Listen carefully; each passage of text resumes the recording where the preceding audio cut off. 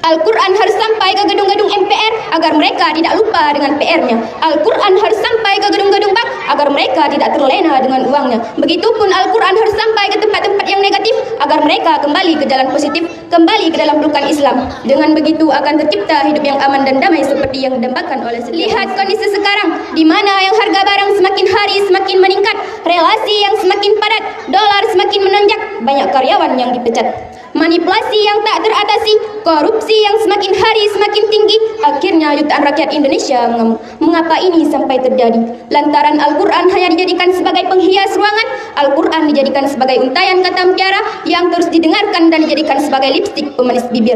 Yang hal ini Rasulullah SAW bersabda yang mananya, barang siapa yang dalam kerongkongannya tidak ada sepotong ayat Al-Quran pun, maka itu ibaratkan rumah yang kosong. Rumah saudara-saudara, betapapun megahnya, model inilah, model itulah.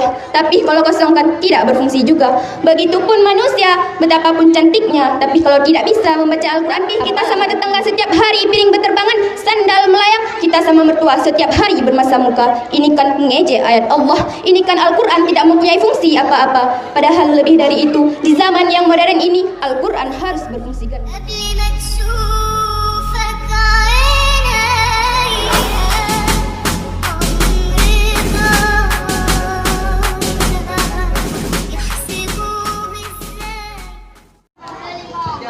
Assalamualaikum warahmatullahi wabarakatuh. Waalaikumsalam warahmatullahi wabarakatuh.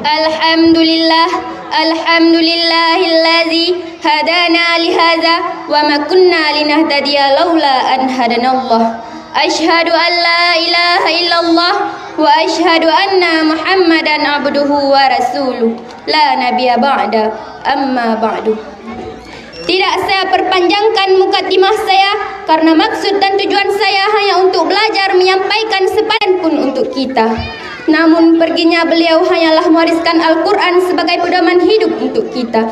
Setidak-tidaknya jangan kita perdagangkan, terlebih lagi di zaman yang modern ini, di mana peralihan masa dan budaya barat yang semakin hari semakin membabi buta menindas kita. Yang seandainya Al-Quran tidak difahami dalam hidup ini, dengan istilah lain, Al-Quran hanya singgah di masjid-masjid, Al-Quran hanya mampir di pesantren-pesantren, maka bukan tak mungkin hal-hal seperti sekarang kembali melanda kita.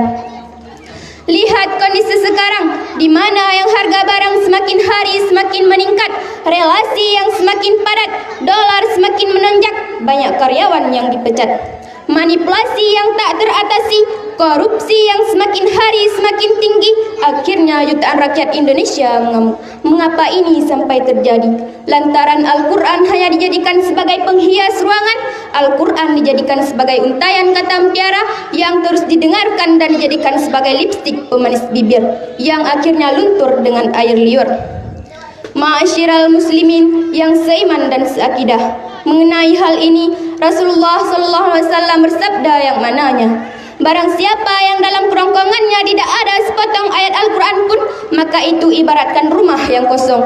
Rumah saudara-saudara, betapapun megahnya, model inilah, model itulah. Tapi kalau kosong kan tidak berfungsi juga. Begitupun manusia, betapapun cantiknya, tapi kalau tidak bisa membaca Al-Quran, apalah artinya?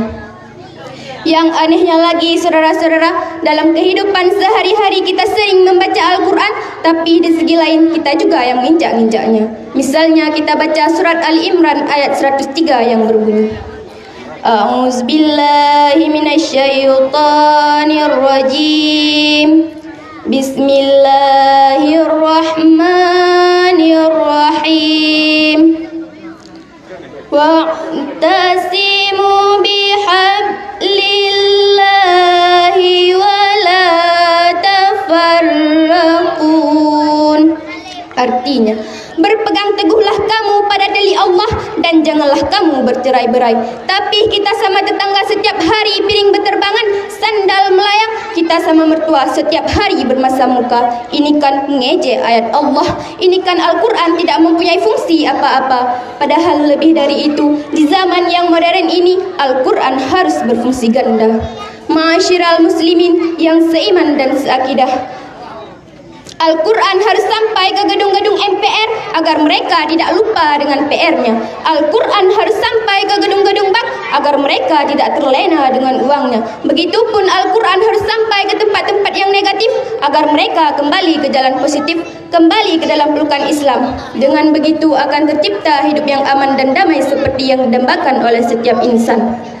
Di zaman yang serba reformasi ini, lagi-lagi kita disudutkan dengan satu masalah di mana segelintir orang menyebarkan isu bahwa Al-Quran adalah produk impor dari Arab.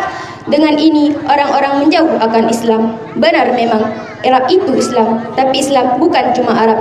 Ini terbukti sekian ayat turun, tidak satu pun turun dengan seruan, melainkan Ya Ayyuhal Murabayun. Tapi setiap kali turun Al-Quran, selalu menyeru dengan Ya Ayyuhan Nas atau Ya Ayyuhallazina Amanu.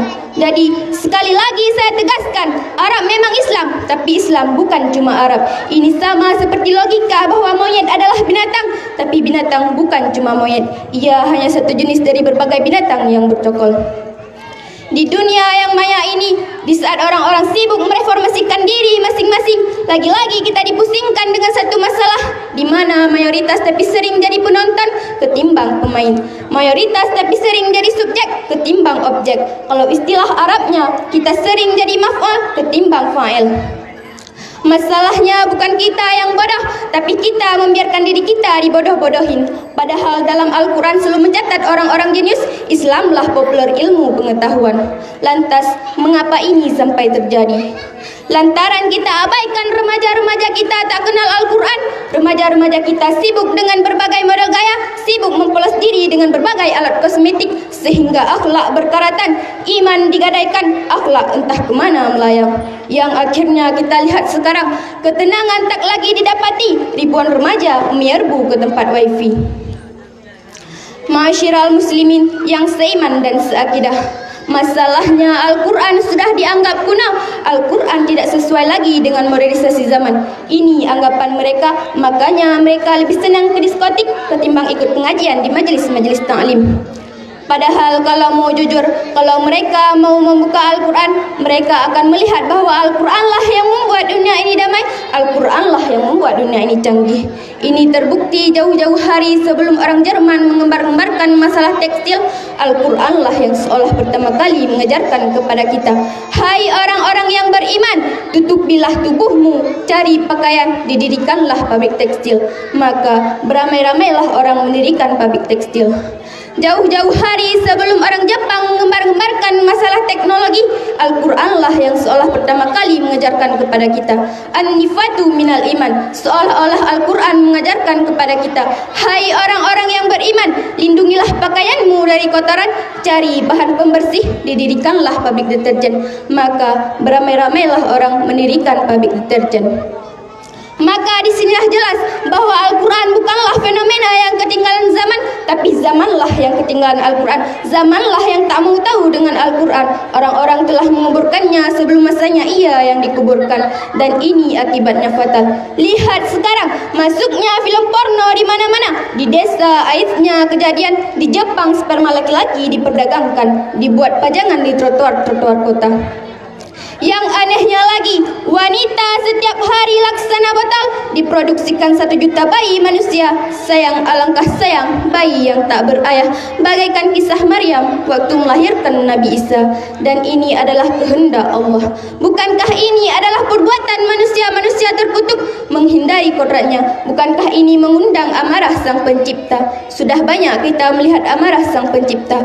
Entah itu masalah demokrasi yang sampai saat ini belum selesai-selesai juga.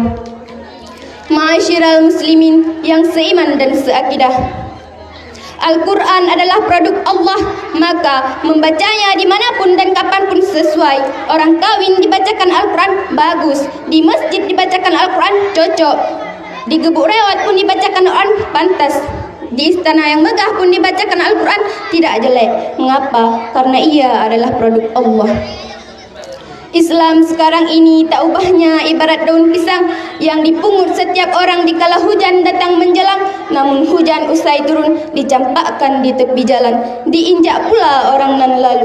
Ironis sekali, orang akan membutuhkan Islam jika dilihat Islam itu membawa keberuntungan, orang akan berteriak-teriak Islam jika dilihat Islam itu membawa kedamaian. Yang anehnya lagi, orang banyak mengaku bahwa dirinya Islam, tapi tidak pernah sekalipun ia berkorban untuk Islam. Tidak pernah sekalipun ia nongol di masjid. Yang ini modelnya Islam gadungan alias Islam KTP. Al-Quran adalah landasan di mana kereta api Islam berjalan. Oleh karena itu, mari kita berpacu pada roda Islam. Dengan begitu, kita akan hidup aman dan damai seperti yang didambakan oleh setiap insan. Benar kata Al-Quran, benar pula kata kita. Salah kata Al-Quran, salah pula kata kita. Hanya ini yang dapat saya sampaikan. Saya akhiri dengan Alqaina birahmah wal fara'na bisalaman. Berjumpa dan senyum, berpisah dan salam. Wassalamualaikum warahmatullahi wabarakatuh.